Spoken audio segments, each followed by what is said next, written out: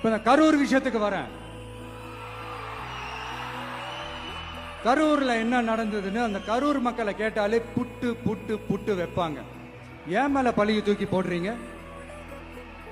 என்னமோ நாங்க அரசியலே பண்ண மாட்டோம், இந்த விஷயத்துலலாம் நாங்க அரசியலே பண்ண மாட்டோம் வீடியோ போட்டுவிட்டு போய் சட்டசபையில் உட்காந்துக்கிட்டு ஏன் மேல பழிய தூக்கி போடுறீங்க? லேட்டா வந்துட்டாருன்னு போலீஸ் கொடுத்த டைம்ல நாங்க இருந்தேன். நாமக்கல்ல இருந்து கரூர் வர வழியில இருந்த மக்கள் எல்லாரையும் நான் என்ன அம்போன்னு விட்டுட்டு வர சொல்றீங்களா?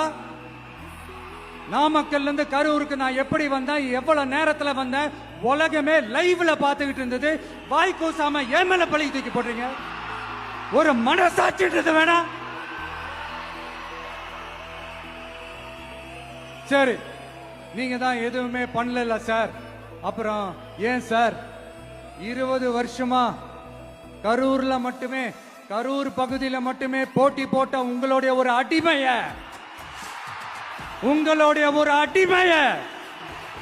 ஏன் கோயம்புத்தூர் வரைக்கும் ஓட வச்சீங்க?